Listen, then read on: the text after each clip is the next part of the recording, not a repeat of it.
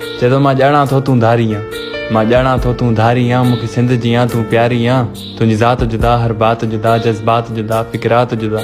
तोखे विख विख ते मां सजदो कयां, अॼु मूंखां पुछी थी परदो कयां।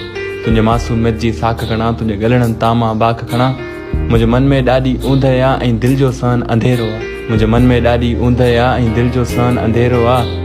मूंखे पक न हुई इम्कान हुयो तुंहिंजो जल्दी थी इम्तिहान वियो। मूंखे पक न हुई इम्कान हुयो तुंहिंजो जल्दी थी इम्तिहान वियो। तो हाणे जो कॉलेज छॾियो, मां सम्झां थो निकिरण बि छॾियो, ऐं सुबुह जो साॻे रस्ते तां गुज़रण बि छॾियो, मुरकण बि छॾियो।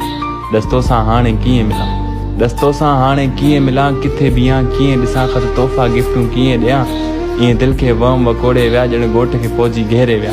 मूं ते नज़रनि जी कर्फ्यू लॻल, मूं ते नज़रनि जी कर्फ्यू लॻल, हर राह रुकियल, घर गेट जड़ियल, तुंहिंजो घर बि ॾिठल, रस्तो बि ॾिठल, पर ज़ालिम कातिल रस्मनि जा हर पासे आहिनि नांग लिकियल। इन लाइ नथो तो ॾांहुं अचां, तो ईंदे वेंदे वापसि थियां, ऐं दिलि में थो वीचार कयां, मां तोखां हिकिड़ी ॻाल्हि पुछां। जे हाणे नथी कॉलेज वञी, छो सरतियुनि खां थी दूर रहीं, तन साण त मिल, तन साण त खिल, हल थोरो हल, हल थोरो हल, मुंहिंजे रूह जे राह तां थोरो हल। मुंहिंजे अखिड़नि खां बि नथी ओझल, मुंहिंजे अखिड़नि खां बि नथी ओझल, पंहिंजे पर्स खे थोरो खोले ॾिस, पंहिंजे पर्स खे थोरो खोले ॾिस, जा तो वटि हाणे अमानत आ, मुंहिंजे प्यार जी तोखे पारत आ। तूं मूंखां पंहिंजा ख़त त वठ, तूं मूंखां पंहिंजा ख़त त वठ, जिते तुंहिंजो नाम न आ, ॼण मूं वटि मुंहिंजो हाम न आ। मूंखे अॻ में अहिड़ी ॼाण हुई, तूं मूंखां वेंदी ईअं कसी जीअं हक़ समूरा धरतीअ जा, जीअं दहशतगर्द कराची खेता सिंध सॼे खां धार घुर।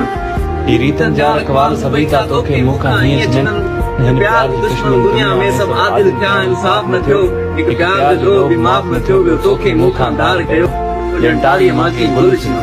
पर तोसां जेको रिश्तो आ, सो क़ाइम दाइम रहणो आ। तूं मूंखां धार न थियणी आ, तूं मुंहिंजी आ, तूं मुंहिंजी आ। मां ॼाणा थो तूं धारी आ, मूंखे सिंध जी आ पर प्यारी आ।